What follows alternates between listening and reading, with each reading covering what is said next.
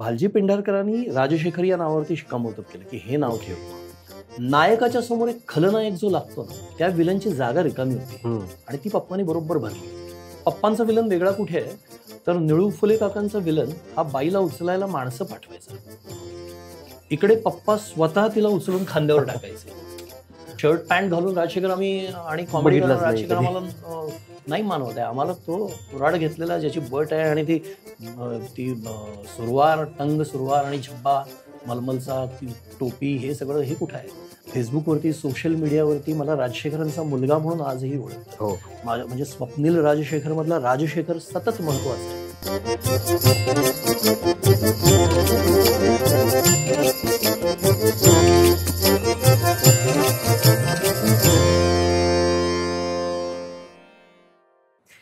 नमस्कार रसिक प्रेक्षक हो.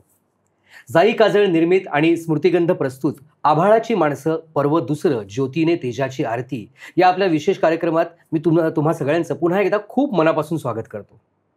असं म्हणतात की जोपर्यंत खलनायकाचा दुष्टपणा मोठा होत नसतो तोपर्यंत नायकाचा हिरोइझम दिसत नसतो. आणि असा एक अत्यंत प्रभावी खलनायक आपल्या मराठी चित्रपटाच्या पडद्यावरती रंगवणारं व्यक्तिमत्व, खूप महान नट म्हणजे राजशेखर. आणि त्यांच्या आठवणी जाग्या करण्यासाठी आज आपल्यासोबत स्टुडिओमध्ये आलेला आहे एक आजच्या घडीचा छान अभिनेता, एक अत्यंत छान माणूस आणि माझा खूप छान मित्र आणि राजशेखर यांचा सुपुत्र स्वप्नील राजशेखर. स्वप्नील, तुझं खूप खूप मनापासून स्वागत आभाळाची माणसं या आपल्या कार्यक्रमामध्ये. मला पहिलाच प्रश्न तुला असा विचारायचा आहे की प्रत्येक लहान मुलासाठी आपला बाप हा हिरोच असतो, पण आपले बाबा विलन आहेत हे तुला कधी जाणवलं आणि तेव्हाची तुझी रिॲक्शन काय होती? खूप लहानपणी. अरे म्हणजे पप्पांचे सिनेमे मला जे आठवत आहेत आणि जे एक 3-4 वर्षाचं जे वय असतं आपलं, की जिथं आपल्याला जरा म्हणजे आपल्या आठवणी आपल्या साचायला लागतात, कळायला लागतं थोडं. तर मला ते आठवतं की पप्पांच्या फिल्म्स आम्ही बघायचो तर त्याच्यामध्ये नेहमी कोणीतरी पप्पांना मारतोय आणि पप्पा पडतायत, शेवटी माफी मागतायत किंवा पोलीस पकडून नेत आहेत. तर त्याचा मला राग यायचा. त्याचा माझ्या डोक्यात प्रचंड संताप साचायचा की हे का माझ्या वडिला पप्पांना असं करतायत. म्हणजे मला आता ते सिनेमाच्या वातावरणात असल्यामुळे मला माहिती होतं की हे खोटं आहे, तरी मला असं वाटायचं की पप्पांनाच का. आणि मी तो प्रश्न त्यांना विचारायचो की तुमच्या पैशाला असं काय असतं, म्हणजे काही तुमचे पैसे खोटे असतात का की ती तमासगिरीने ते घेत नाही आणि हिरोचे पैसे घेते, असं मी त्यांना कधीतरी एकदा विचारल्याचं आठवतंय. तर याचं आणि काय होतं ना, शाळेमध्ये मुलं किंवा आसपासची मुलं भांडणात त्याचा त्यांच्या बाजूने माझ्या विरुद्ध वापर करायचे. म्हणजे माझ्या बरोबर भांडायला काही मुद्दा सुचला नाही की तुझ्या पप्पांना केवढं मारलं परवा ते ह्यानी, असं काढायचं आणि तो मला माझा पर्सनल अपमान वाटायचा रे. तर या सगळ्या ट्रॉमामध्ये माझं खूप दिवस गेलेत लहानपणीचे, मला आठवत आहेत. पण नंतर जसं कळायला लागलं आणि पप्पा इतके, म्हणजे पप्पांचं कम्युनिकेशन मुलांशी इतकं छान होतं की त्यांनी सांगितलं की हे सगळं खोटं असतं. आणि ते मग त्यांनी व्हायचं कसं की मोस्टली अरुण काका पप्पांच्या अपोजिट असायचे. अरुण सर नाही.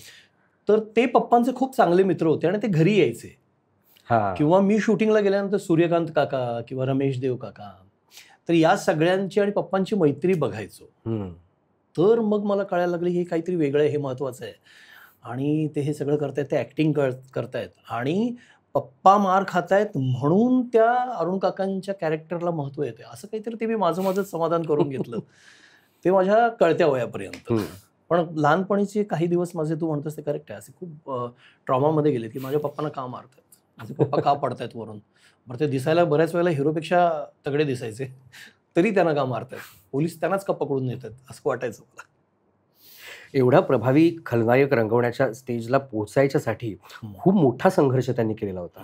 म्हणजे अगदी गडिंग्लजवरून कोल्हापुरात येणं, नंतर काय सुरुवातीला सहाय्यक दिग्दर्शकाची सुद्धा त्यांनी आधी तर नाटकात प्रॉम्प्टर होते ते. म्हणजे मी हल्लीच सांगितलं तसं की ते गडिंग्लजवरून आल्यानंतर त्यांनी एक नोकरी बघितली. त्याच्यानंतर शिक्षण अर्धवट सुटलेलं होतं त्यांचं, तर त्यांनी नाईट स्कूलमध्ये ॲडमिशन घेतली आणि सकाळी नोकरी, त्याच्यानंतर संध्याकाळी 6 ते रात्री 10 पर्यंत एका, जिथं कोल्हापुरात नाटकाच्या तालमी चालायच्या तिथं प्रॉम्प्टर म्हणून जायचे. तिथं दिवाबत्ती करण्यापासून, झाडून काढण्यापासून सगळं करायचे आणि मग नाईट स्कूलला जायचे. असा त्यांनी खूप काळ घालवला, अनेक वर्ष.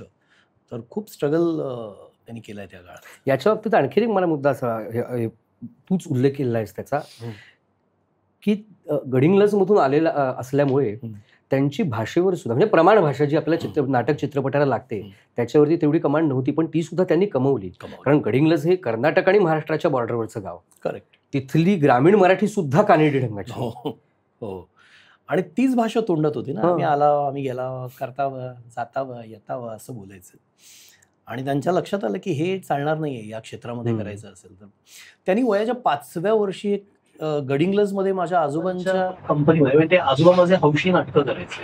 माझे आजोबा खूप करामती होते. म्हणजे ते ऍक्च्युली सर्कसमध्ये ते झोपाळ्याच्या ज्या करामती करतात ना, ट्रपीज, ट्रपीज, ते माझे आजोबा करायचे म्हणे. त्यांनी खूप प्रवास केलाय मोठा, मुधोळपासून गडिंग्लजपर्यंत माझ्या आजोबांनी. आणि ते पखवाज वाजवायचे, मृदुंग वाजवायचे. तर त्यामुळे कलेचा वारसा पप्पांना त्यांच्याकडूनच कदाचित मिळाला. आणि त्यांच्याच त्यांनी बसवलेल्या एका नाटकात पप्पांनी 5व्या वर्षी काम केलं. अच्छा. आणि ते जे अटेन्शन एका नटाला मिळाल्यानंतर जे काही आत सगळं असं चालू होतं ना, वाघाच्या तोंडाला रक्ताची चटक लागली, तर ते त्यांच्या डोक्यात सुरू झालं की मला नाटकातच कामं करायची आहेत. आपण आज का प्रयोग करत नाही, आपण उद्या का नाटक करत नाही, असं त्यांना वाटायला लागलं. आणि मग ते गडिंग्लजवरून कोल्हापूरला 14व्या वर्षी आले. आणि मग त्यांनी खूप स्ट्रगल केलं. आणि ह्या भाषेवर तर त्यांनी खूप काम केलं रे. म्हणजे त्या काळामध्ये कोल्हापुरात जे चांगलं मराठी बोलणारे होते नट, त्यांच्याकडे ते जाऊन ऐकायला बसायचे. नानासाहेब फाटक आपल्याला माहिती आहे. तर ते त्यांचे असिस्टंट म्हणून ते काही महिने राहिले. त्यांची भाषा उत्तम होती. म्हणजे असं म्हणतात की नानासाहेब फाटकांची. तर नानासाहेब फाटक कोल्हापूरच्या आपल्या पॅलेस थिएटरमध्ये, केशवराव भोसलेमध्ये, ते मेकअपचा शेवटचा ब्रश फिरवताना पहिलं वाक्य बोलायचे. त्याच्यानंतर ते तिथून एंट्री घ्यायचे आणि स्टेजवर यायचे, टाळ्यांचा कडकडाट व्हायचा आणि मग ते पुढचं वाक्य बोलायचं. असा पहाडी आवाज होता. तर पप्पा त्यांच्याबरोबर काही महिने राहिले त्यांचे हारकाम्या म्हणून. आणि पप्पा सांगत होते की नानासाहेब फाटक त्यांना कोकणात घेऊन जायचे. समुद्राच्या भरतीच्या वेळेला एक मध्यभागी दगड होता समुद्रामध्ये, तिथे जाऊन बसायचे स्वतः. पप्पांना वाळूमध्ये बसायला लावायचे आणि तिथं राहून डायलॉग बोलायचे सगळे स्वतःचे त्या भरतीच्या लाटात. आणि म्हणायचे एक जरी शब्द तुला ऐकू आला नाही तर मला हात दाखवायचा, मी परत बोलेन. आणि पप्पा म्हणायचे की ते कधीच मला हात वर करायची वेळ नाही आली, कारण ते सगळं मला ऐकू यायचं. असा खणखणीत आवाज होता त्यांचा. आणखी बरेच गुरु त्यांनी केले पप्पांनी, की एक तर पुस्तकं वाचायला सुरू केलं. त्यानंतर ते प्रेसमध्ये काम करायचे. तर ते जसे जसे मोठे व्हायला लागले तसे ते जाहिराती आणण्याच्या निमित्तानं पुण्याला वगैरे अत्रेंच्याकडे जायचे. अत्रेंच्याबरोबर कडे जाऊन त्यांच्याकडून ते थोडंफार शिकले. असे त्यांनी अनेक गुरु केले आणि भाषा त्यांनी आत्मसात केली. स्वतःच्या भाषेवरचे जे संस्कार होते ते तसेच ठेवले आधीचे, ते सोडले नाहीत. पण मग जी प्रमाण मराठी आहे ते शिकले, मग उर्दू शिकले. मग उर्दू शिकण्यासाठी शेरोशायरी, कविता या सगळ्याची आवड लावून घेतली. आणि इंग्रजी शिकले. म्हणजे ते व्हिक्टोरियन इंग्लिश त्या काळचं बोलायचे. तर मला त्याचंही अप्रूप होतं की कोल्हापुरात राहून हे यांना त्या म्हणजे ते डेफोडिल्स वगैरे हे ज्या मोठ्या मोठ्या कविता आहेत त्या त्यांना पाठ होत्या, वर्ड्सवर्थच्या वगैरे कविता. तर हे त्यांनी कष्टाने कमावलं.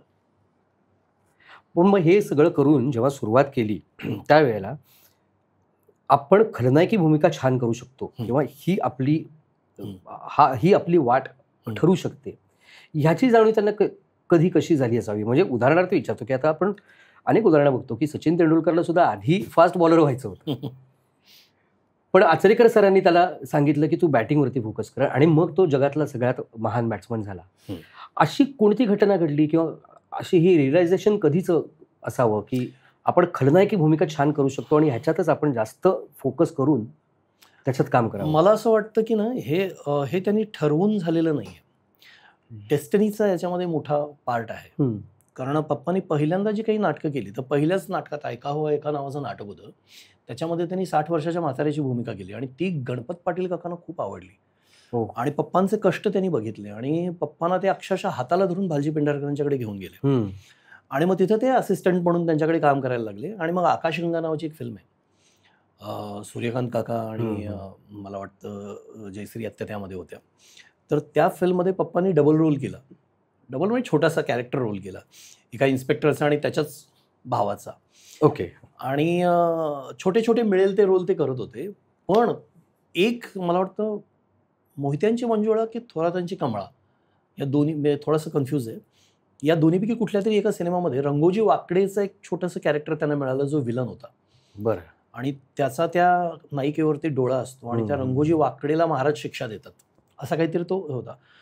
तर तो रोल त्यांनी केला आणि तो रोल सगळ्यांना खूप आवडला. ती फिल्म पण खूप चालली. तर मग जे चाललंय ते आपल्याकडे पटकन पुढच्या ह्याच्यामध्ये देतात. Continue होतं. हा, बरोबर आहे. कंटिन्यू होतं. तर तसं झालं.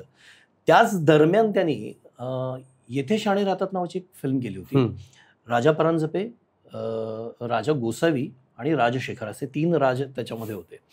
तर त्यामध्ये पप्पांनी एक असा गुलछबू तरुण असतो ना, वाया गेलेला श्रीमंत बापाचा पोरगा, जो अनेक लफडी करत फिरतो, आणि खूप ह्युमरस मस्त रोल केलाय तो पप्पांनी. पण दुर्दैवाने तो सिनेमा चालला नाही. त्याच्यामध्ये ते सॉर्ट ऑफ सेकंड लीड केलं होतं त्यांनी. तर तो सिनेमा चालला नाही. आणि इकडे साधी माणसं आणि तुझं डोंगरची मैना, मल्हारी मार्तंड, हे सिनेमे म्हणजे यांनी गोल्डन जुबिली झाल्या. तर त्यात त्यांनी विलन केला होता. तर मग तो स्टॅम्प झाला की साधी माणसं तर माइलस्टोन, म्हणजे त्यांच्या Milestone. करिअरसाठी सुद्धा आणि करेक्ट. मराठी चित्रपट सृष्टीसाठी सुद्धा. करेक्ट. तर हे सिनेमे चालले आणि ज्याच्यामध्ये त्यांनी असे चांगले कॅरेक्टर्स केले होते, किंवा हिरो केला होता किंवा काही पॉझिटिव्ह कॅरेक्टर्स केले होते, ते सिनेमेच चालले नाहीत. अच्छा. तर मग ते म्हणजे ते असं म्हणायचं की मी काही विलन व्हायला आलेलो नव्हतो, मी नट व्हायला आलो होतो, मला काम द्या. जे मिळेल ते, म्हणजे 60 वर्षाच्या म्हाताऱ्यापासून ते मी घरगाड्यापर्यंत सगळ्यांची कामं करायची माझी तयारी होती. तर त्यात जे मला येत गेलं ते मी कामं करत गेलो. आणि मग ते विलनचे फिल्म चालल्यामुळे आपसूक असं झालं की अरे शेखर विलन मस्त करतो. आणि त्या काळी एक जागा तयार झाली होती. कारण त्या काळात विलन करणारे कोण होते, तर जयशंकर दानवे, बाबूराव पेंढारकर स्वतः ते उत्तम विलन करायचे. हो. तर बाबूराव पेंढारकरांचं वय झालं होतं आणि जयशंकर दानवेंचा विलन वेगळा होता. तो असा थोडासा कुत्सित आणि कारस्थानं करणारा विलन होता. कॅरिकेचरिस्ट Caricaturist थोडासा. Performance wise. किंवा ज्याला म्हणजे जसं हिंदीमध्ये मदनपुरी वगैरे करायचा तसा तो विलन होता. नायकाच्या समोर एक खलनायक जो लागतो ना, त्या विलनची जागा रिकामी होती आणि ती पप्पांनी बरोबर भरली. असं झालं. आणि सिनेमेही त्या काळात सगळे तमाशापट आले रे, हो. की एक नायक, एक गावचा पाटील किंवा इनामदार, किंवा त्या जहागीरदाराचा मुलगा, पाटलाचा उन्मत्त मुलगा, तर ती जागा रिकामीच होती पप्पांसाठी. तर पप्पा आपसूक जाऊन तिथे बसले. तर त्यामुळे ते मला वाटतं की ते असं त्यांनी ते काही ठरवून केलेलं नाहीये, ते घडत गेलं आणि ते करत गेले कामं.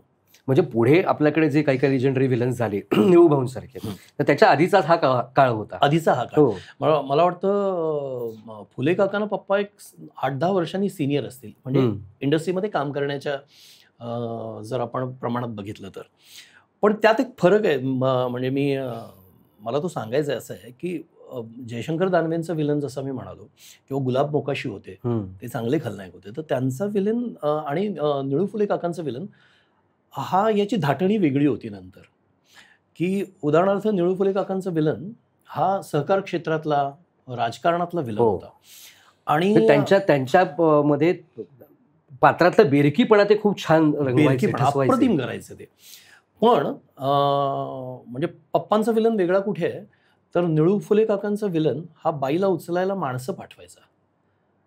इकडे पप्पा स्वतः तिला उचलून खांद्यावर टाकायचे आणि हिरो बरोबर फाईट करायला पप्पा स्वतः हातात कुऱ्हाड घेऊन जायचे. तर नायकाच्या समोर बरोबर एक खलनायक लागतो की जो त्याच्या इतकाच देखणा, उमदा आहे, फक्त तो खलप्रवृत्तीचा आहे. तर ती जागा रिकामी होती त्या काळात. जो आधी विलन, म्हणजे तुला उदाहरण सांगायचं तर जय मल्हार नावाचा एक खूप सुंदर सिनेमा आहे. म्हणजे खूप आधीचा, मला वाटतं 1920-30च्या काळातला काहीतरी तो सिनेमा आहे. ललिता पवार हिरोईन होते, म्हणजे तो काळ बघ. ललिता पवार त्याच्या नायिका आहेत, बाबूराव पेंढारकर हिरो आहेत आणि चंद्रकांतनी विलन केलंय. अप्रतिम देखणे, तरणे बाण चंद्रकांत आणि उन्मत्त विलन आहेत, जे त्या बाईला उचलून आणून आपल्या इथे टाकतात आणि नंतर त्या नायकाचा संघर्ष आहे ह्याच्या वाड्यातून तिला घेऊन जाणं. तर तसा विलन चंद्रकांत काकांनी केला होता. तो नंतर पप्पांनी पुढे कंटिन्यू केला असं म्हणता येईल. अच्छा. आणि म्हणजे बघा, आपल्याकडे पुराणात सुद्धा खलनायक लागतो. दुर्योधन बरोबर आहे. की जो या पांडवांच्या इतकाच पराक्रमी आहे, फक्त तो खलप्रवृत्तीचा आहे. तर त्याची जागा भरणं हे अगदी काम बरोबर. मी मगाशी पप्पांनी म्हटलं तसं की if you unless and until the villain is strong, हिरोचं हिरोइझम दिसतच नाही. दिसत नाही. खरं आहे. आणि त्याच्यात सुद्धा कायम म्हणजे तू पुराणांचाच उल्लेख केलास त्याच्यावरून, की जेव्हा आपण कुठलेही हिरो विलन बघतो, राम रावण सुद्धा बघतो, कृष्ण कालिया बघतो हम्म. किंवा कृष्ण कंस बघतो, त्याच्यामध्ये विलन हा हिरोपेक्षा कैक पटींनी बलशाली असावाच लागतो, तर त्याचा हिरोइझम दिसतो. दिसतो. आणि ती पर्सनॅलिटी स्वतःच्या शरीरयष्टीबरोबर स्वभावात, हम्म. वागण्या बोलण्यात हम्म. आणि एक तसा त्याचा ऑरा क्रिएट करण्याचं काम हे तुझ्या बाबांनी खूप मोठ्या प्रमाणावर यशस्वीरित्या केलं होतं असं वाटतं. Correct correct correct correct. आणि त्यामुळे त्यांचा विलन त्या मधल्या मधली जी 10 वर्ष होती, म्हणजे 1965 ते 1975 ही जी 10 वर्ष होती, जो तमाशा पठाणचा काळ होता, त्यामध्ये पप्पांची करिअर टॉपला होती. त्या काळात त्यांना पर्याय नव्हता आणि ग्रामीण सिनेमे येत होते खूपसे. आणि तर दुसरं म्हणजे हिरो बदलायचे, विलन आणि हिरोईन तेच असे. म्हणजे असं काही काही वेळेला असं म्हणायचं की जयश्री गडकर आणि राजशेखर पॅकेजमध्ये येतात आणि मग बाकीचे सूर्यकांत काका किंवा अरुण काका किंवा काशीनाथ घाणेकर काका हे हिरो करायचे. पण ह्या बाबतीत टाईपकास्टिंग झाल्याचा कधी त्यांना त्रास झाला किंवा खूप झाला. म्हणजे माझ्या पप्पांचा सेन्स ऑफ ह्युमर खूप छान होता. त्यांचं कॉमेडीचं टायमिंग खूप छान होतं आणि त्याचा कधीच वापर झाला नाही. मग तो केव्हा झाला, जेव्हा त्यांनी काही सिनेमांमध्ये विलन थोडासा ह्युमरस केला. म्हणजे मला वाटतं सून माझी सावित्री म्हणून एक सिनेमा आहे त्याच्यामध्ये, किंवा ठिणगी नावाच्या सिनेमामध्ये, किंवा नंतरच्या काळातला एक मला वाटतं सत्व परीक्षा की काही सिनेमा आहे, त्याच्यामध्ये त्यांनी थोडीशी कॉमेडी विलन, कन्हैयालाल सारखा विलन केला. तर तेव्हा त्याचा त्यांना वापर झाला. पण अदरवाईज त्यांच्या या सगळ्या याचं काहीच घडलं नाही आणि त्यांना त्याचं वाटायचं की अरे मी हे सगळं करू शकतो, माझ्याकडे ते रोलच येत नाहीत. मग त्यांनी साधारण लेट 70s मध्ये स्वतःचीच एक कंपनी काढली आणि नाटकात ते हिरोचा रोल करायचे. चोर सोडून संन्याशी नावाचं एक नाटक होतं हिराखान कलकुटकरांचं, तर त्याच्यामध्ये पप्पा कॉमेडी करायचे, कॉमेडी हिरो करायचे. पण गंमत अशी व्हायची की ते नाटकाचं बुकिंग राजशेखरांच्या नावाने व्हायचं, की राजशेखरला बघायला यायचं. पण नंतर विचारायचं याच्यात राजशेखर कुठे आहेत? कारण राजशेखर आम्हाला असं माहितीच नाहीये कधी. कॉमेडी करतं, शर्ट पॅन्ट घालून राजशेखर आम्ही आणि कॉमेडी करणार राजशेखर आम्हाला नाही मानवत आहे. आम्हाला तो कुऱ्हाड घेतलेला ज्याची बट आहे आणि ती सुरवार, तंग सुरवार आणि झब्बा मलमलचा, ती टोपी, हे सगळं हे कुठं आहे असंही व्हायचं त्या काळात. आपल्याकडे ते टाईपकास्ट होतं आणि ते दुर्दैवी आहे. तू त्यांच्याशी जेव्हा किंवा गप्पा मारायचास, तू जेव्हा नट झालास आणि तू काम करायला लागलास, तेव्हा आपण एकमेकांशी सुद्धा ह्या विषयावरती नेहमी गप्पा मारतो की आपल्यासाठी काहीतरी ड्रीम रोल असतो. तसा त्यांचा काही ड्रीम रोल होता का? ड्रीम रोल ॲज सच असं नाही, पण त्यांना म्हणजे तुला आश्चर्य वाटेल, त्यांना लिहायची खूप इच्छा होती. त्यांना स्क्रीन प्ले करायचे होते. बरं. ते म्हणाले मी ॲक्टर म्हणून इतका बिझी होतो की मला कधी लिहिता आलं नाही, पण मला स्क्रीन प्ले करायचं आहे, मला डायलॉग्स लिहायचे आहेत. आणि त्यांनी 2-3 सिनेमांचे डायलॉग्स लिहिले, अप्रतिम डायलॉग्स लिहिले. मी वडील म्हणून कौतुक नाही करत आहे, पण त्यांनी खूप छान लिहिले होते आणि ते सिनेमेच बनले नाहीत आणि ते आले नाहीत. तर त्याचं त्यांना खूप हे होतं की अरे मला लिहायचं आहे रे, मला सिनेमे लिहायचे आहेत, मला स्क्रीन प्ले करायचं आहे.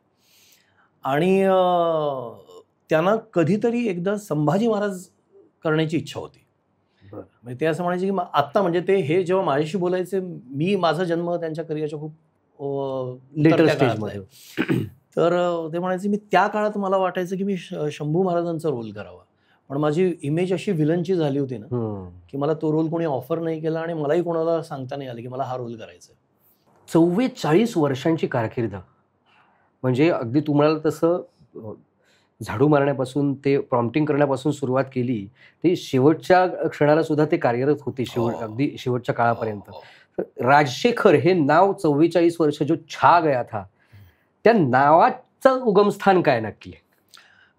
अरे त्यांचं नाव जनार्दन गणपत भुतकर. बरोबर आहे. आता हे नाव सिनेमासाठी चालणार नव्हतं आणि त्या काळात ती फॅशन होती ना, एक वेगळं नाव घ्यायची. तर त्यांनी कामाला सुरुवात केल्यानंतर मला वाटतं पहिल्या काही नाटकानंतर त्यांनी स्वतःसाठी नाव निवडलं आणि भालजी पेंढारकरांच्याकडे गेल्यानंतर त्यांनी 2-3 नावं काढली होती, शॉर्टलिस्ट केली होती की ह्या 3 पैकी मला कुठलं तरी नाव हवंय. तर भालजी पेंढारकरांनी राजशेखर या नावावरती शिक्कामोर्तब केलं की हे नाव ओके. ठेव म्हणून.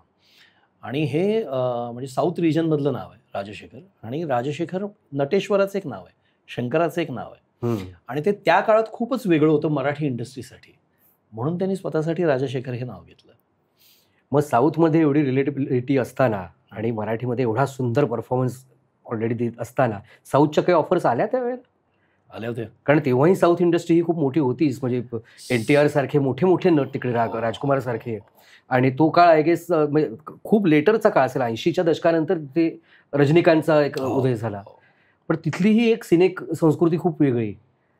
अरे गंमत अशी होती ना की आज आपण साऊथवरून प्रेरणा घेऊन मराठीत सिनेमे बनवायचा प्रयत्न करतो. त्या काळात मराठी सिनेमांचे रिमेक तिकडे बनायचे. तर पप्पांच्या अनेक सिनेमांचे रिमेक तिकडे बनलेत. आणि अगदी उमेदीच्या काळामध्ये मला वाटतं काहीतरी 67-68ला पप्पांना साऊथची AVMची फिल्म आली होती. बरं. आणि त्यावेळेला जयप्रभा स्टुडिओमध्ये त्यांनी फोन केला होता की आम्हाला हा अभिनेता हवा आहे राजशेखर नावाचा आणि त्याला बोलवा. मग अमुक वेळेला त्यांनी ट्रंक कॉल बुक केला. मग पप्पांना निरोप आला. मग पप्पा स्टुडिओमध्ये जाऊन बसले आणि त्यांच्याशी बोलणी झाली. तर त्यांनी फोनवरून सगळं स्क्रिप्ट नरेट केलं पप्पांना की असं असं हा सिनेमा आहे, AVMचा सिनेमा आहे आणि यातला मेन विलन तुम्हाला करायचा आहे. त्यांनी नेमक्या ज्या 2 महिन्यानंतरच्या तारखा दिल्या, त्या तारखांना पप्पांनी ऑलरेडी काही सिनेमांचा ॲडव्हान्स घेतला होता. आणि म्हणजे आता ही गोष्ट ते खूप अभिमानानं सांगायचे. पण मला हे कळल्यानंतर मला इतकं वाईट वाटलं. म्हटलं मराठी सिनेमांचा तुम्ही ॲडव्हान्स घेतलाय म्हणून तुम्ही AVMची फिल्म त्या काळामध्ये नाकारताय. बरं, ॲडव्हान्स घेतलाय असंही नाही की शूटिंग सुरू आहे आणि अडकेल आता आपलं. हां, नाटकांचे प्रयोग काय होतं ना, हीच मंडळी म्हणजे अरुण सरनाईक, राजशेखर, जयश्री गडकर, उषा चव्हाण त्यावेळेला नवीन आल्या होत्या, लीला गांधी, ही सगळी मंडळी सेम टाइम नाटकं करायची रे, नाटकांचे प्रयोग करायचे. तर नाटकांच्या कमिटमेंट्स होत्या. आणि साऊथचं काम खूप शिस्तबद्ध असतं की त्यांच्या तारखा फिक्स आहेत, आमचं हे सगळं फिक्स आहे, याच्यामध्ये तुम्ही ॲडजस्ट व्हा. तर पप्पांनी काही सिनेमांचे ॲडव्हान्स घेतले होते, नाटकाचे प्रयोग लावले होते. तर त्याचा ताळमेळ बसत नाही म्हणून त्यांनी ती साऊथची मोठी फिल्म सोडली. आणि ते खूप अभिमानानं सांगायचे ते की मी साऊथचं मला AVMची फिल्म आली होती, मला 1 तास त्या काळात ट्रंक कॉलवरती नरेशन आलं होतं त्याचं. पण मी नाही म्हटलं, माझी कमिटमेंट आहे, तुम्ही तुमची तारीख बदलत असाल तर मी पुढची तारीख देतो तुम्हाला. मी त्यांना म्हटलं पप्पा AVMची साऊथची फिल्म, हिंदी फिल्म तुम्ही सोडताय. तर हे आज खूप म्हणजे आज हे व्यवहार्य मानलं जाणार नाही.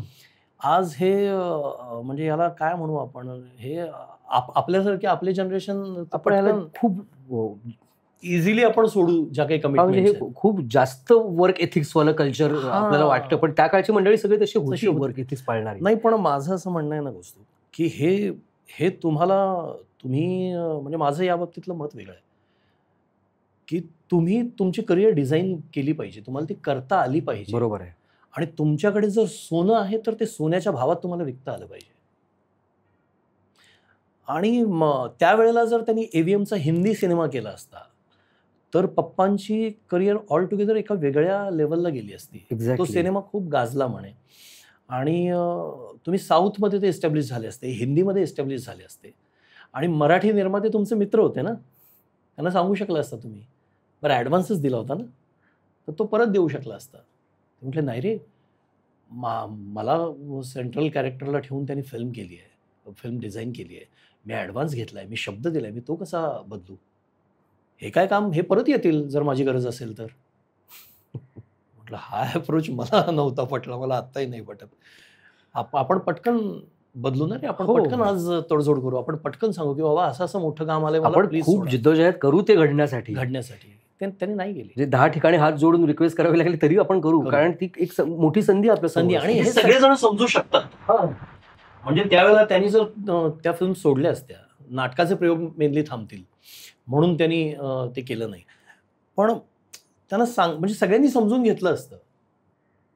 पण तो त्यावेळेचा त्यांचा आता एक काय म्हणू त्याला आपण, उन्माद असतो करिअरचा की अरे मी या पद्धतीनं माझ्या तत्वात बसणारी कामं करेन, मला त्याचं आत्मिक समाधान मिळालं पाहिजे. नट म्हणून मी कधी प्रतारणा नाही केली, ज्याचा ॲडव्हान्स घेतला त्यांच्याकडे कामं केली. हे सगळं त्यांना समाधान हवं होतं, ते त्यांनी मोठं मानलं, ठीक आहे. कदाचित मोठ्या साऊथच्या ऑडियन्सच्या नशिबात नसावं एवढा छान विलंब बघणं, असंच आपण म्हणू शकतो. या पलीकडे हा, ही आपण आपल्या मनाची समजूत करायची. पण म्हणजे ते काय आहे, मी तुला सांगू ना, आता बघ, आपण आता कौतुक करण्यासारख्या अनेक गोष्टी त्यांच्याकडे होत्या, पण मी आवर्जून सांगेन की त्यांना व्यवहार सांभाळता नाही आला.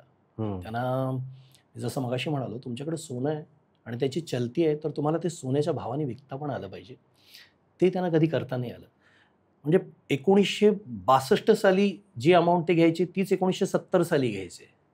स्वतःहून त्याच्यामध्ये कधी वाढ झालेली मी बघितली नाही. त्यांच्याकडे डायऱ्या होत्या माझ्याकडे, म्हणजे डायऱ्या त्यांच्याकडे नोंद असायची की अमुक अमुक सिनेमा, अमुक निर्माता, अमुक लेखक, अमुक प्रोडक्शन, अमुक पैसे, अमुक अमुक तारखा, या सगळ्या नोंदी होत्या. म्हणजे 7-7 वर्ष तुम्ही एकाच अमाऊंटमध्ये पप्पा कामं केलीत. हां, म्हणजे काय, येत होती ना मला कामं, येत होती, तर मी काय असं नाही, मार्केट बघून तुम्ही तुमचं पैसे वाढवायला पाहिजे होते. हो, आणि आपल्या इंडस्ट्रीमध्ये तर स्वतःची पद स्वतः राखणं आणि वाढवणं, पण समोरचा बसलेलाच असतो, जितक्या स्वस्तात मिळेल तेवढं घ्यायला. बसलेला असतो म्हणण्यापेक्षा माझं तर असं म्हणणं आहे की गुणी मराठी कलावंत हा कमीत कमी मर्यादित उत्पन्नात कसा राहील याची आपल्याकडे खबरदारी घेणारी एक सिस्टीम आहे. वाह, खूप खूप दुर्दैवीय पण हे सत्य आहे. हां, म्हणजे मला नाही बघवत कौस्तुभला जास्त पैसे मिळालेले आणि कौस्तुभचा जास्त उत्कर्ष झालेला मला बघवत नाही. असे आपलेच लोक असतात, ते स्वतःहून तुझे पैसे वाढवा, रे तू छान काम करतोस रे, हे घे पैसे. हे आपल्याकडे मराठी इंडस्ट्रीत होत नाही. मराठी इंडस्ट्रीमध्ये जरा आपलं बजेटचं बरोबर, काय तुझं कसं द्यायचं, काय करायचं, थोडे कर ना, हेच आपल्याकडे पहिल्यापासून होत आले. त्यामुळे इतके सिनेमे करून, इतके सुपरहिट्स देऊन सुद्धा आर्थिकदृष्ट्या फार मोठं यश संपादन केलं राजशेखरांनी, असं नाही. त्या काळात ज्यांच्याकडे ही दृष्टी होती, ज्यांना व्यवहार कळत होता, ज्यांना हे कळत होतं की अभिनय पण करायचा आहे, कामही करायचे आहेत, पण त्याच्या जोडीनं उत्तम व्यवहार सांभाळायचा आहे, त्यांनी त्यांचं करिअर व्यवस्थित सांभाळलं. असे आपल्याकडे उदाहरणासाठी अभिनेते आहेत समकालीन, बरीच उदाहरणं आहेत, आणि ते योग्य होतं. असंच ना. अरे पप्पा याच म्हणजे असे बेफाम झाले होते की अरे मी रोज शूट करतोय, मी रोज नाटक करतोय, पैसे ठीक आहेत रे, चल, असं नाही चालत ना. मग नंतर जेव्हा डाऊनफॉल होतो तुमचा येतो, तेव्हा तुम्हाला या गोष्टी जाचायला लागतात, कळायला लागतात, पण तेव्हा हातातनं वेळ गेलेली असते. तर म्हणजे साऊथचा सिनेमा सोडणं काय, किंवा मी मध्ये एक फेसबुकवरती लेख लिहिला होता, मेरा साया सिनेमा, पाठलाग ह्या सुपरहिट सिनेमाचा तो रिमेक होता. राज खोसलानी तो डिरेक्ट केला होता. मोठ्या, म्हणजे त्या सिनेमाचं आधी असं ठरलं होतं की हीच मराठीतली सगळी टीम घेऊन तो सिनेमा हिंदीत बनणार होता, कारण पाठलाग गोल्डन ज्युबिली वगैरे सिनेमा होता. तर त्यामध्ये भावना ज्या हिरोईन होत्या, मेन रोल ज्यांनी केला होता, त्यांना हिंदी बोलता येत नव्हतं. तर त्या असं म्हणाल्या की मी हिंदी बोलायला, बरं त्यावेळेला डबिंग वेगळा, आर्टिस्ट घ्या वगैरे असली पद्धतच नव्हती, ती संकल्पना नव्हती. डबिंगच व्हायचं नाही, ओनली साऊंड फक्त आउटडोअरचा काही असेल तर तो रेकॉर्ड करायचे, अदरवाईज आर्टिस्टचा जो साऊंड आहे तोच स्टुडिओमधला राहायचा. तर भावनाबाई म्हणाले की मला हिंदी माझं चांगलं नाही आहे, तर माझ्याऐवजी दुसरं कोणतरी बघा, म्हणून त्या बॅकआउट झाल्या. तर मग त्या प्रॉडक्टमध्ये मला वाटतं साधना आल्यानंतर त्यांच्याबरोबर त्यांचं सगळं पॅकेज आलं. मग त्या एक एक गोष्टी सांगायला लागल्या की मग कॅमेरामन कोण असणार आहे, मग हे कोण करते, असं करायला लागल्यावरती राजा परांजपे त्यांनी ती फिल्म सोडली.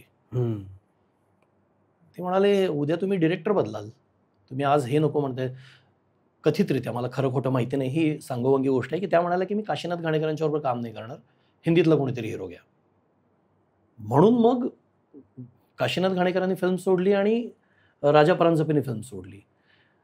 तर राज खोसला आल्यानंतर त्यांनी पप्पांना विचारलं होतं, तर पप्पा म्हणाले की हे माझी टीम नाही, हे तर मी का करू. पण पप्पा बॅकआउट झाले काही कारण नसताना. हे मला कुठूनच व्यवहार्य नाही वाटत. नंतर तो रोल प्रेम चोप्रानी केला. तर मला हे मला नाही असं वाटत की त्यांनी ती फिल्म करायला हरकत नव्हती. एक बाजू ही सुद्धा खरी आहे की हे थोडं अव्यवहार्य होतंच, पण दुसऱ्या बाजूने बघितलं तर ती इंटेग्रिटी, एकात्मता, आणि फक्त बाकीच्यांसोबतची नाही, आपल्या कॅरेक्टरची इंटिग्रिटी, ही राखून ठेवणारी ही गोष्ट होती असं मला वाटतं, जी त्यांची कायम वाली त्याच्या स्वभावाचा तो अविभाज्य घटक होती. 100% होती. पण त्याचे खूप तोटे आहेत रे. असो काय ना, मी माझ्या लहानपणी हे सगळं बघितलंय, एका अर्थी भोगलंय म्हणून मला या सगळ्या गोष्टींची बोच मला जास्त आहे, की अर्थात डेस्टिनी हा एक मोठा तुमच्या तुमच्या ललाटी जे लिहिलेलं आहे त्याच्या पलीकडे जाऊन तुम्ही काही फार करू नाही शकत. तीच तुम्हाला प्रेरणा देत असते त्यावेळेला डिसिजन्स घेण्याची. पण पप्पांनी काही डिसिजन त्यांच्या करिअरच्या बाबतीत म्हणतोय मी, त्यांच्या करिअरच्या बाबतीत त्यांनी काही डिसिजन्स घ्यायला हवे होते. साऊथची एक फिल्म त्यांनी कन्नड फिल्म केली होती, संगोळी रायण्णा नावाची. राजकुमार बहुतेक त्याच्यामध्ये होते. संगोळी रायण्णा नावाची फिल्म होती.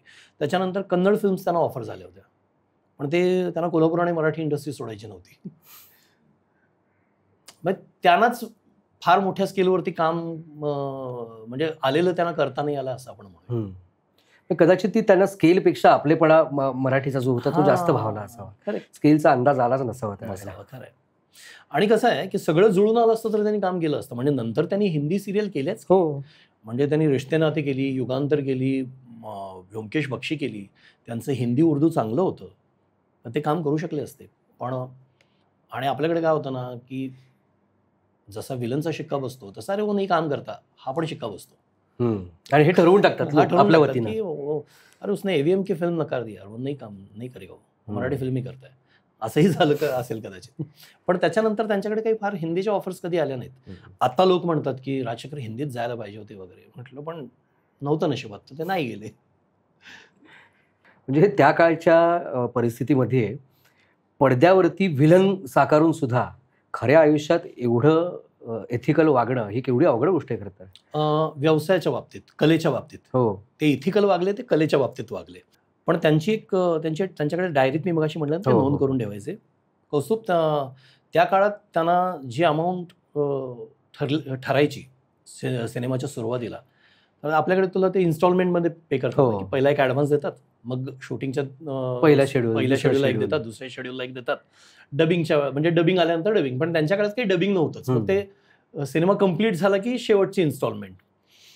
तर ते शेवटच्या इन्स्टॉलमेंटला बऱ्याच वेळेला निर्मात्याने त्यांना, शेखर जरा तुझे पैसे द्यायचेत नाही का, मग ते देतो, जरा होऊ दे, एकदा रिलीज बिलीची गडबड होऊ दे, मी देतो. त्याच्यानंतर ते आल्याची नोंद कधीच नाही आहे. त्याच्यानंतर तो निर्माता डायरेक्ट पुढच्या सिनेमाचा ॲडव्हान्स घेऊन यायचा, शेखर आपली नवीन फिल्म या तारखा. त्याला पप्पांनी कधी नाही विचारलं की यार ते मागच्या सिनेमाच्या आधीचं माझं एक मोठी इन्स्टॉलमेंट बाकी आहे, तर याची नोंदच नाही आहे त्यांच्या डायरीत.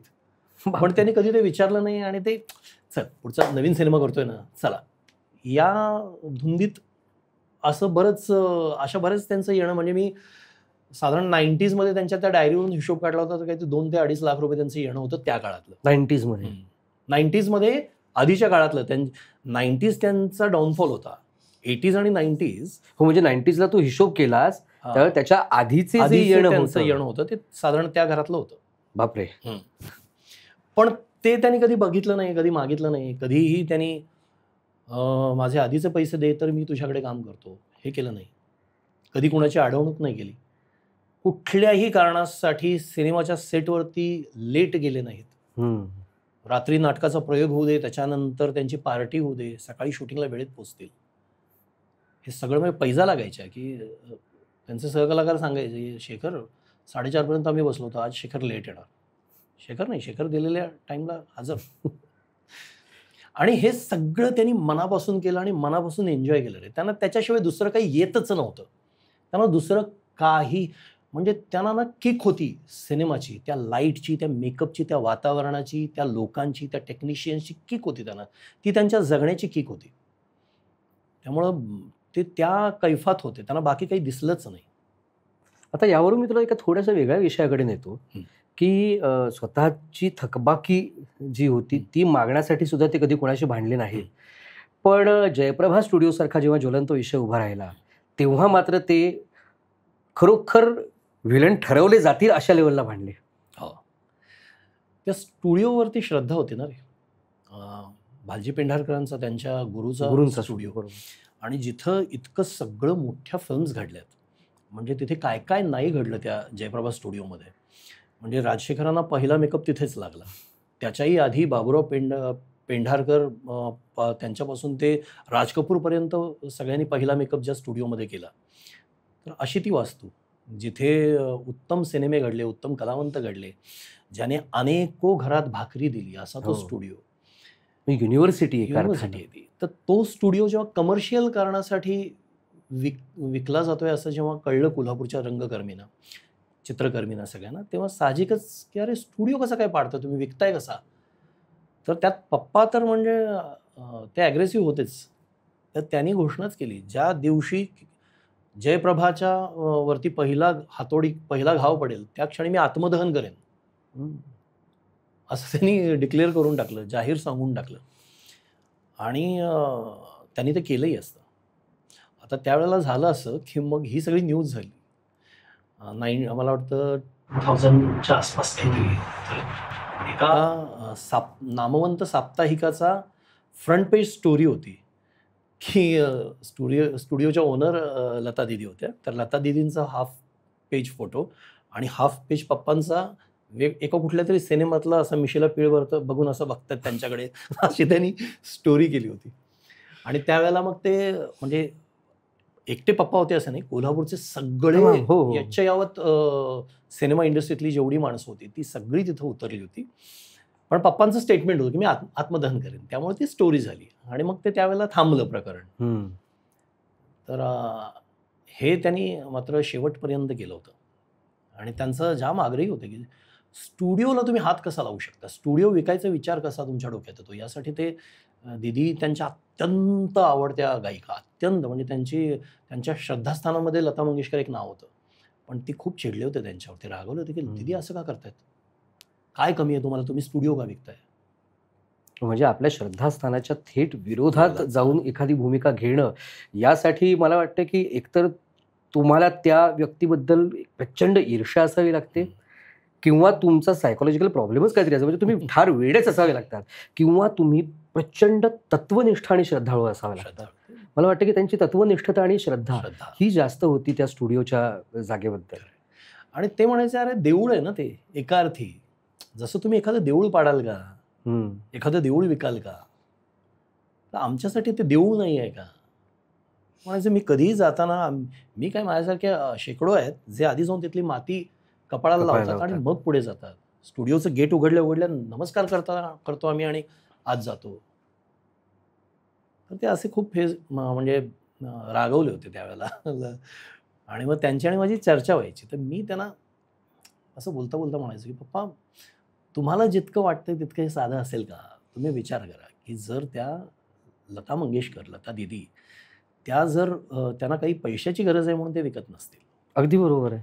कारण त्यावेळेला तर लता दीदींचं सुद्धा केवढं मोठं होतं, संस्थान झालेलंच होतं. आणि हे मग त्यावेळेला तर त्या अरे भारतरत्न वगैरे होत्या ना.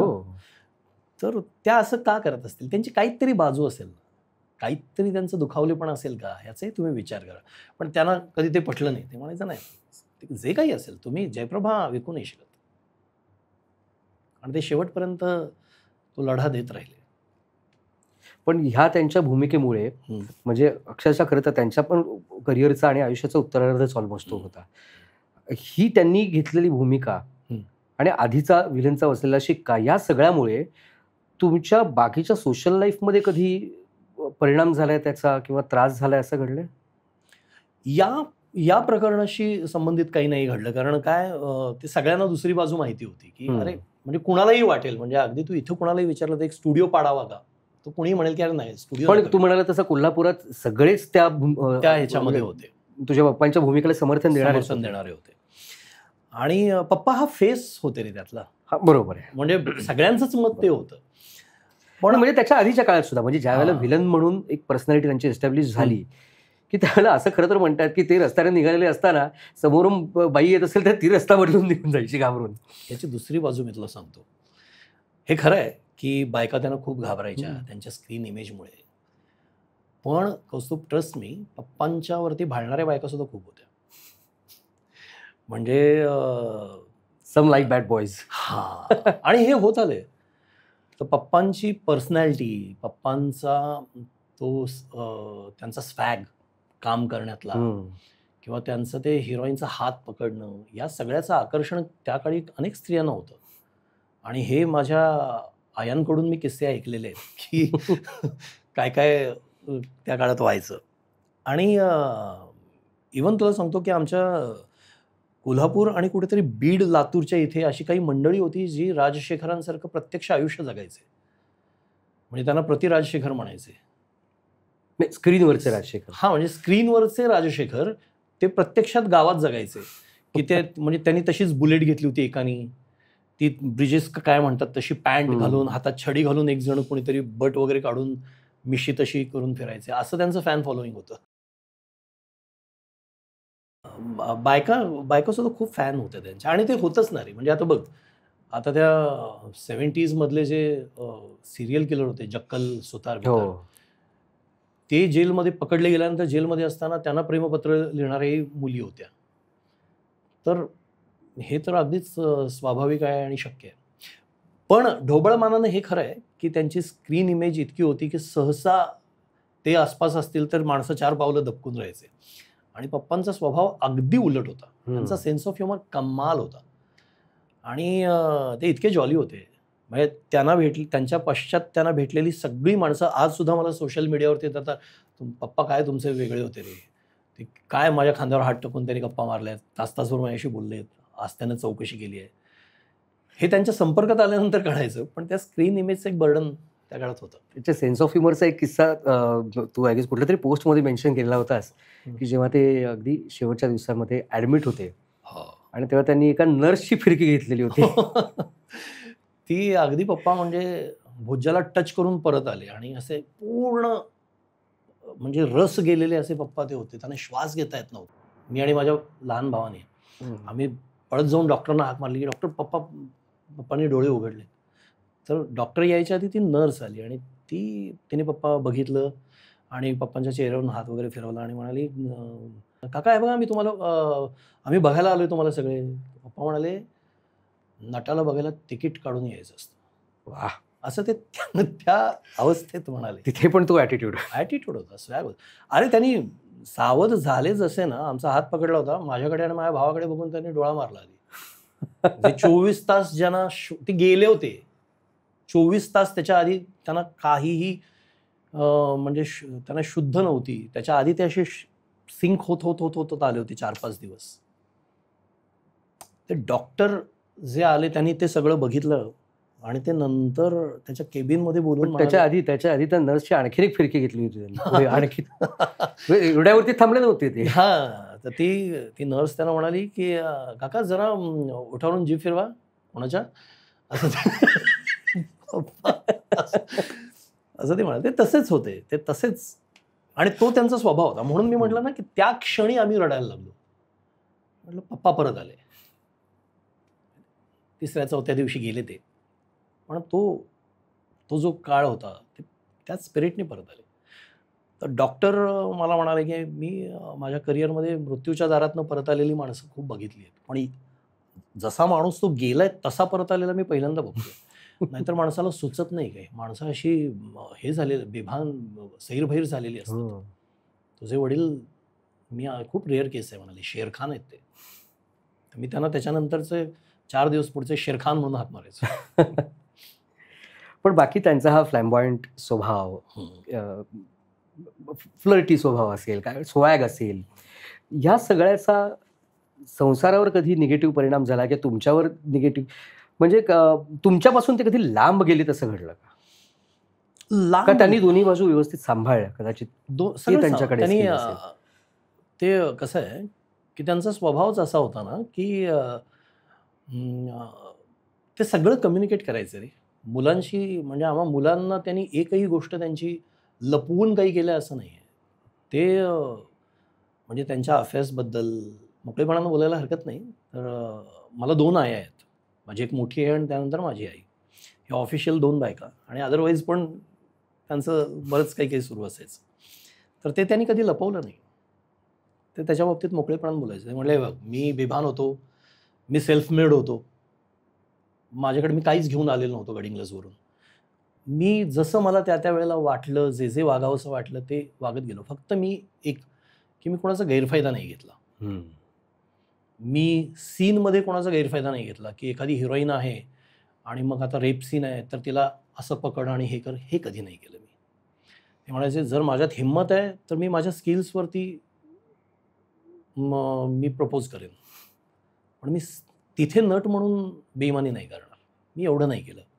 आणि हे मला त्यांच्या अनेक को आर्टिस्टनी सांगितलं, की ते तिथे सीनमध्ये राजशेखर कधीच वावगं नाही वागले. तू जेव्हा कामाला सुरुवात केलीस, स्वतःहून या क्षेत्रात पाऊल टाकलंस, त्यावेळेला त्यांची प्रतिक्रिया कशी होती, काय होती? त्यांची इच्छा होती रादर मी काम करावं. मी काम करायला लागलो तेच त्यांच्यामुळे करायला लागलो. कारण तुझा ओढा तसा संगीताकडे पण छान आहे. अरे मला वेगळं होतं. मला बरंच काही काही व्हायचं हो. होतं. मला स्टोरी टेलर व्हायचं होतं. पण मी अभिनय करेन असं काही मला वाटलेलं नव्हतं. आणि मी त्या काळात मी त्याबद्दल लिहिलं पण आहे, की मी पण खूप बेभान वागत होतो. मी जवळजवळ गुंड झालो होतो. मला कॉलेजला ॲडमिशन मिळत नव्हतं. इतकी आमची गुंडगिरी चालू होती त्या काळात. तर ते साधारण पप्पांनी बघितल्यावर पप्पांनी ज्या नाटकात त्यांनी हिरोचा रोल केला होता ते नाटकच त्यांनी परत ओपन केलं आणि त्यामधला हिरोचा रोल त्यांनी मला दिला. ते म्हणाले, आता बाबा हा रोल तू करायचास. माझ्या मोठ्या भावाने एक रोल केला. मग माझी आई रोल करायची. असं आम्ही ते सगळं, मग माझे खूप चांगले ॲक्टर मित्र जे अजूनही माझे तेव्हापासूनचे मित्र आहेत ते त्या नाटकात आले आणि त्या नाटकाचे आम्ही अनंत प्रयोग केले.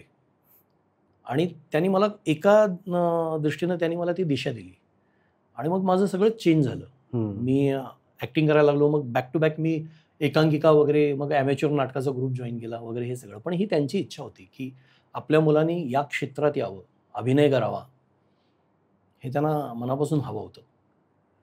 मग त्यांनी कधी पर्टिक्युलरली तुला हे प्रोत्साहन देण्याचा प्रयत्न केला, की म्हणजे कुठल्या प्रकारचं प्रोत्साहन, की मी टाईपकास्ट झालो, तू होऊ नकोस, तू वेगवेगळे प्रयत्न करत राहा? म्हणजे असं त्यांनी बसून मला कधी सांगितलं नाही, पण त्यांना हे माहिती होतं की मी त्यांच्याकडनं शिकतोय. कारण आमच्या गप्पा व्हायच्या रे, आम्ही खूप गप्पा मारायचो. तर त्यामुळे त्यांना हे माहिती होतं की मी काय काय चुकलोय याला माहिती आहे. हा आता याच्या समजेने पुढे जाईल. म्हणजे तेवढा विश्वास आणि तेवढं बॉन्डिंग ऑलरेडी अंडरस्टँडिंग होतं आधी. त्यांचं म्हणणं फक्त इतकंच होतं की तू 2-3 दगडावरती हातपाय मारू नकोस. एक अभिनेता व्हायचा आहे ना, तर मग अभिनयावरती फोकस कर आणि मग तेच कर. कधीही म्हणजे त्यांनी मला जेव्हा त्यांनी मी काम अगदीच कमी काळ होता. मी 2000च्या दरम्यान काम करायला 2005ला ते गेले. पण तेवढ्या काळात सुद्धा मी पर्टिक्युलर वागतोय ना सेटवरती, मी लेट जातोय का, मी काम व्यवस्थित करतोय का, याच्यावरती त्यांचं लक्ष होतं. तुझ्या कॉल टाईम बद्दल पण एक किस्सा तू मध्ये शेअर केलेला आहे. सकाळी उठून 5:30 वाजता नॉक करायचं रे, बाबा उठ. पप्पा काय? अरे शूटिंग आहे ना. हो पण ते 11 वाजता शूटिंग आहे.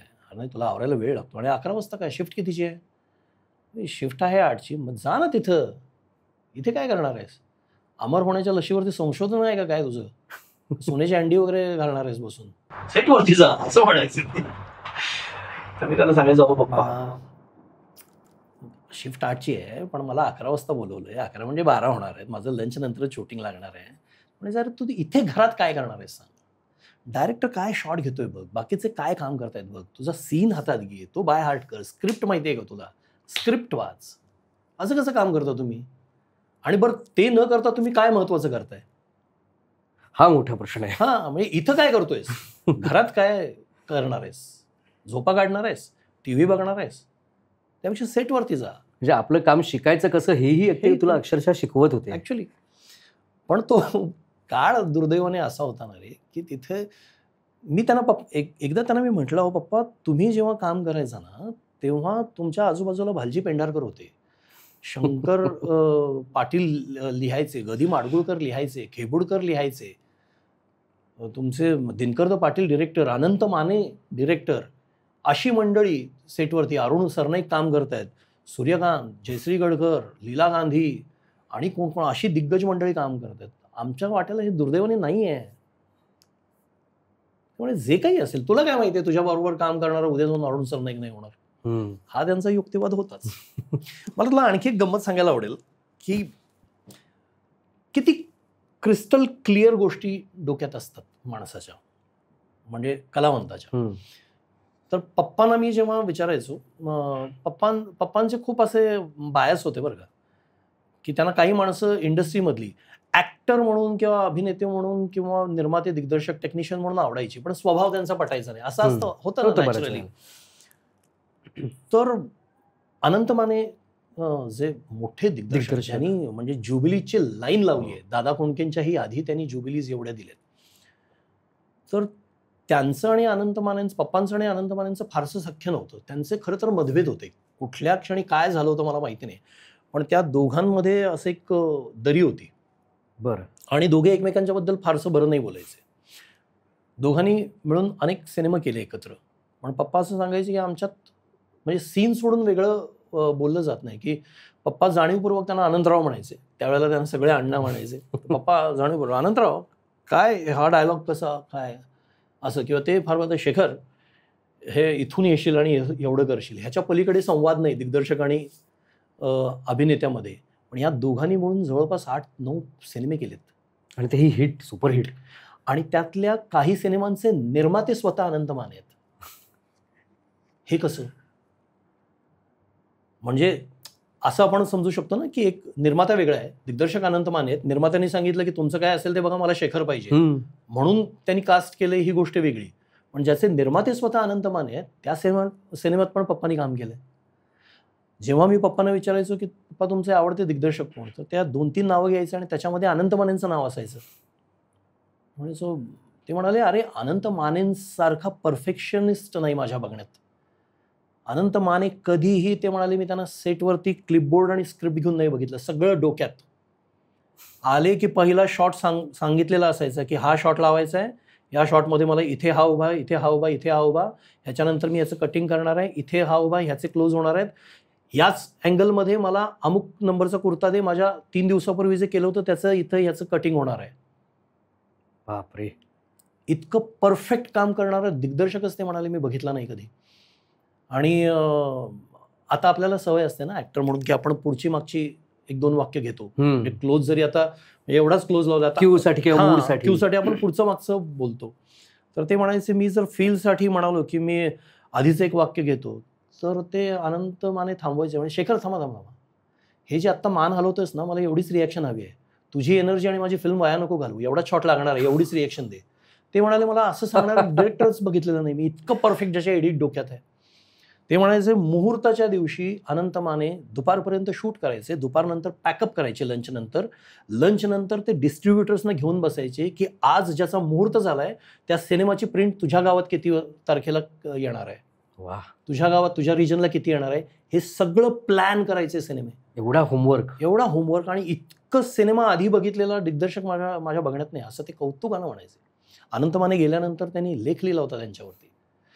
तेच मी एक ते अगदी त्यांच्या शेवटी एक झेडपी नावाची एक फिल्म केली होती, अनंत माने त्याचे निर्माते आणि दिग्दर्शक होते. मी त्यावेळेला अगदी 11वीला वगैरे होतो.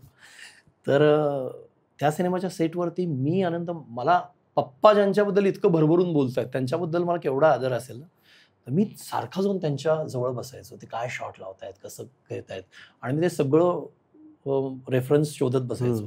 ते तसेच होते रे. तर त्यांनी बघितलं की हा राजशेखरचा मुलगा येऊन माझ्या बाजूला बसतोय. मग मध्ये एकदा शॉटचं लाईटिंग चालू असताना म्हणाले, काय तुझ्या बापाचं मत काही माझ्याबद्दल चांगलं नाही आहे, तुला माहिती असेलच. मी माझंही मत त्याच्याबद्दल तसंच आहे, माझंही काही फार चांगलं मत नाही आहे. तर मी म्हणालो, पण काका आता मला सांगा, तुम्ही एवढ्या सिनेमात त्यांच्याबरोबर काम केलं, तुम्ही ज्याचे निर्माते त्याही सिनेमात तुम्ही त्यांना घेताय. ते म्हणाले, पर्याय नाही रे, मला माहिती आहे माझ्या या सिनेमातला हा रोल तुझा बापच करेल, राजशेखरच करेल. त्याला जर पर्याय मिळाला असता तर मी त्याला कशाला घेतलं असतं, तो काम उत्तम करतो, मला बाकीचं काय करायचंय. तर दोघांमध्ये ही क्लॅरिटी असणं, हा दोघांचाही मोठेपणा, एवढा मोठेपणा आहे. म्हणजे आपण असं किती बघतो की आत्ता असं होईल का रे. आत्ता जर एक नट एका दिग्दर्शकाबरोबर बोलत नाहीये, तो दिग्दर्शक निर्माता सुद्धा आहे, तो पुढच्या सिनेमात घेईल त्याला, चालू सिनेमा बंद काढेल. हे म्हणजे मला याचं आश्चर्य वाटायचं की कसं, एवढी क्लॅरिटी कशी. ज्यांच्या बरोबर इतके मतभेद आहेत ती माणसं कलावंत म्हणून किती मोठी आहे किंवा त्याचा गुण काय हे जोडीने सांगायचे पप्पा.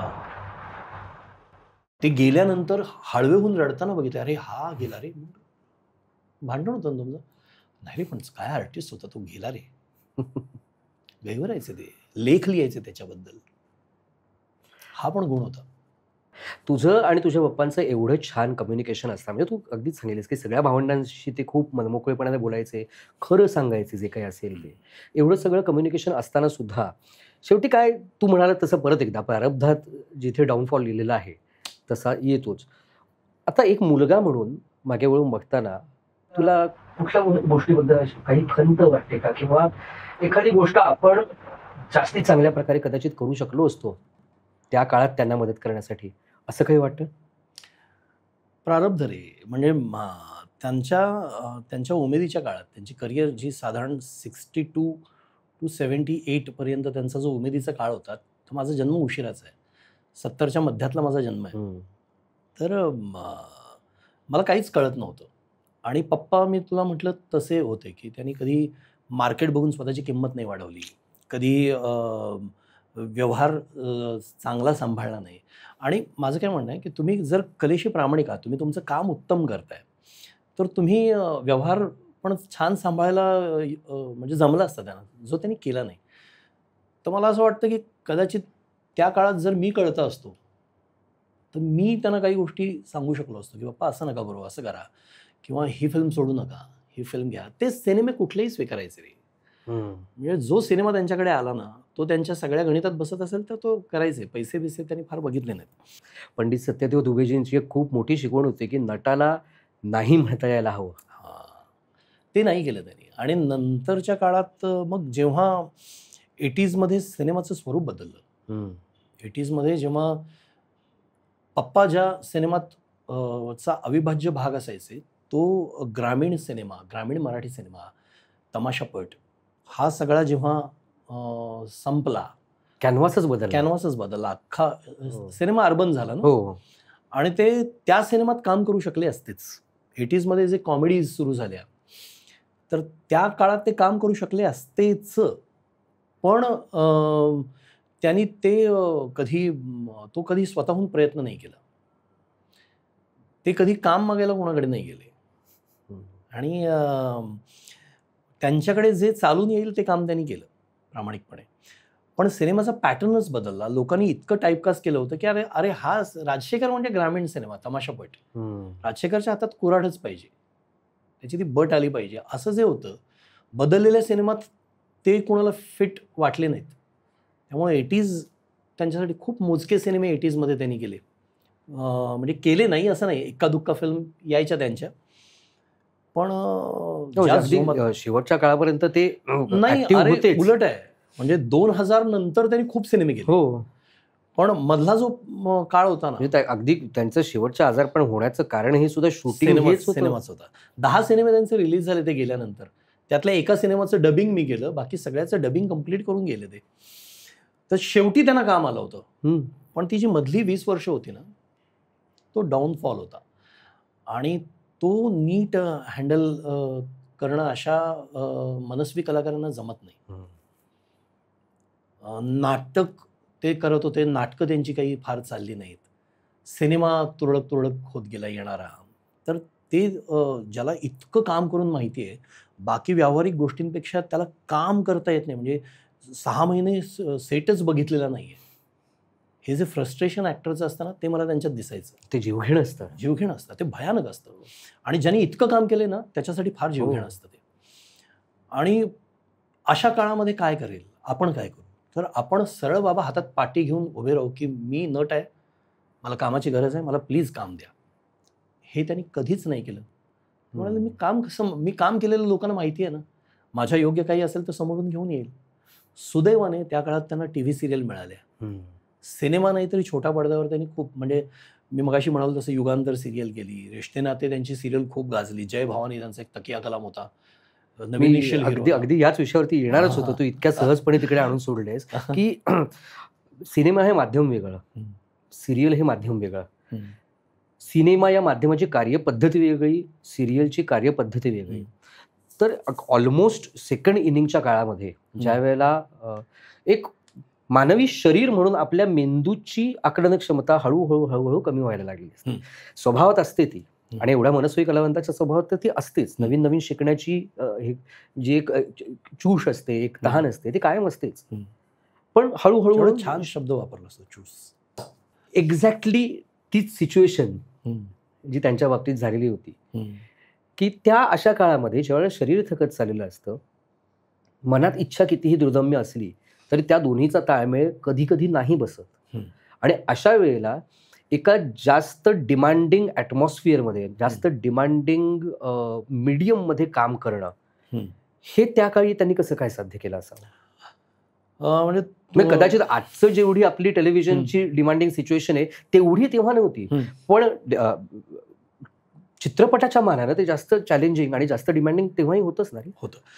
पण पप्पानी जे प्रोजेक्ट केले ना, ते सुदैवाने तो 80sचा काळ होता, ज्यावेळेला दूरदर्शन हे एकच, दिल्ली दूरदर्शन आणि मुंबई दूरदर्शन हे दोनच चॅनल्स होते. तर पप्पानी सिरियल सुद्धा केल्या, त्या दिल्ली दूरदर्शनच्या केल्या. आणि त्यावेळेला आजच्यासारखा डेली सोप नव्हता ना, एपिसोडिक असायचं. आणि त्याचं शूटिंग हे सिनेमासारखंच एका शेड्यूलमध्ये, 2 शेड्यूलमध्ये असं व्हायचं. तर त्यांना आत्ता आपण जे करतोय डेली सोपमध्ये, की आलो सकाळी 8 वाजता तिथे पोचलो आणि असा एक बंच आणून दिला आणि अख्खा दिवसभर आपला रस काढून घ्यायचा आहे, हे त्यांच्या वाट्याला कधी आलं नाही. मला नशिबाने. तर मला हे इंटरेस्टिंग वाटतंय आता, की त्यांनी त्या सिच्युएशनमध्ये कसं स्वतःला कोपअप केलं असतं किंवा काय त्यांनी वापरलं असतं. पण त्यांनी जो टेलिव्हिजन केलं ना, तो सुद्धा असाच केला, की जो त्यांना मानवणारा होता. फार फरक नव्हता. म्हणजे त्यावेळेला असेच एका शेड्यूलमध्ये जवळपास एक 52 एपिसोड असतील तर 26 एपिसोडचं एक शेड्यूल लागायचं आणि 26 एपिसोडचं एक शेड्यूल लागायचं. असा त्यांनी टेलिव्हिजन सिरियल पण केल्या. पण म्हणजे मला आणखी एक गोष्ट तुला आवर्जून सांगायची आहे, की त्यांनी अभिनय शैली सुद्धा बदलायला हवी होती शेवटच्या त्यांच्या काळात, असं मला एक ॲक्टर म्हणून किंवा एक सिनेमा प्रेमी म्हणून वाटतं. की बऱ्याच नटांचं आपण बघतो की ते हळूहळू त्यांची मिमिक्री करायला लागतात स्वतःचीच, असं होतं ना.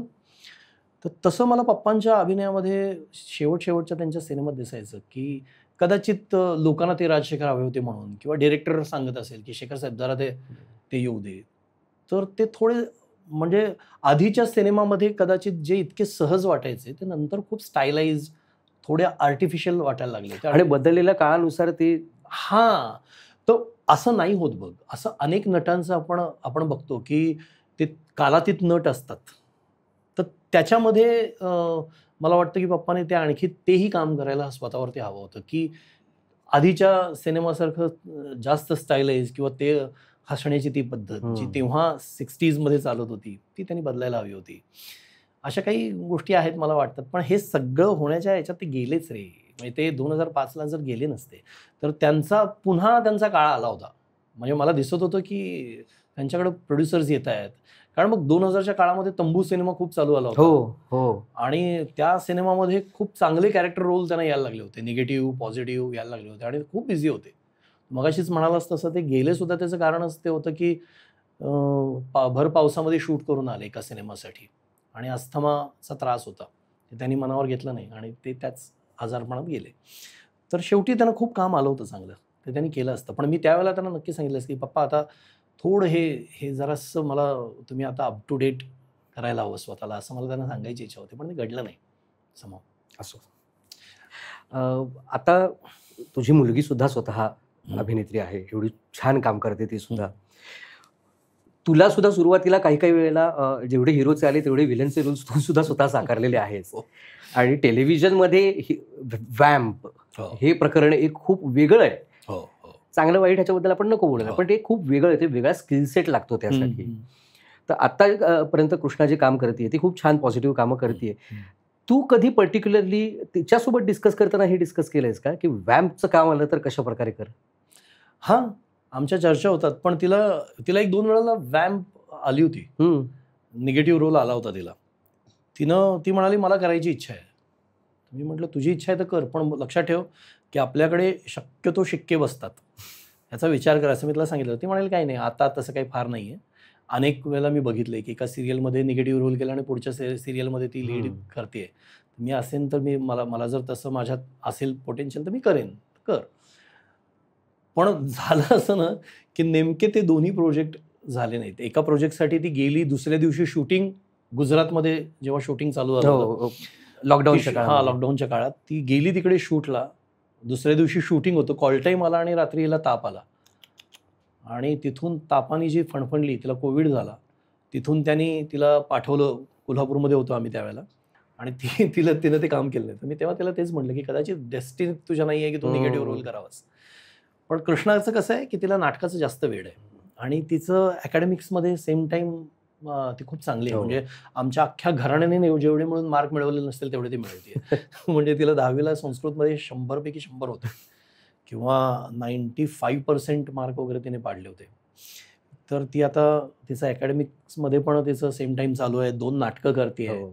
एका वेबसिरीजसाठी करते आहे, ऑडिओमध्ये काम करते आहे, ते जे साऊथचे सिनेमे डब वगैरे होतात ते करते आहे. तर असं तिच्या पद्धतीनं सुरू आहे.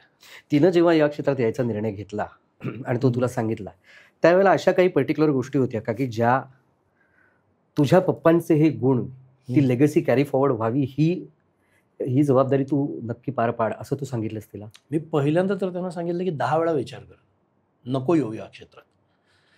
कारण माणसाचा एक आपल्याला आपल्या मुलांचा अंदाज असतो स्वभावाचा, आणि तो स्वभाव बघता आपल्याला इंडस्ट्रीमध्ये इथे टिकाव धरण्यासाठी, कामं करत राहण्यासाठी एक विशिष्ट स्वभाव गुण लागतात आपल्याला. हो. तर ते मला तिच्यात दिसले नाहीत. तर मी तिला म्हटलं होतं की तू विचार कर की तू अकॅडमिक्समध्ये एवढी चांगली आहेस, तुझं करिअर काहीतरी तिकडे वेगळं होऊ शकतं.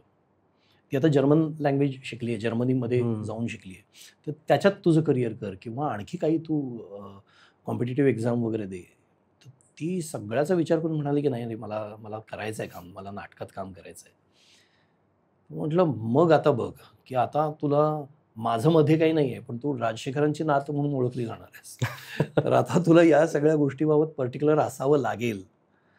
आणि मी वेळोवेळी सांगेन की काय चुका करायच्या नाही आहेत, ज्या काय पप्पांनी केल्यात. मी जे काही माझ्या तुटपुंजा करिअरमध्ये ज्या काही चुका केल्यात तर त्या मी गाईड करायला आहे, पण तुला काही गोष्टी पाळाव्या लागेल.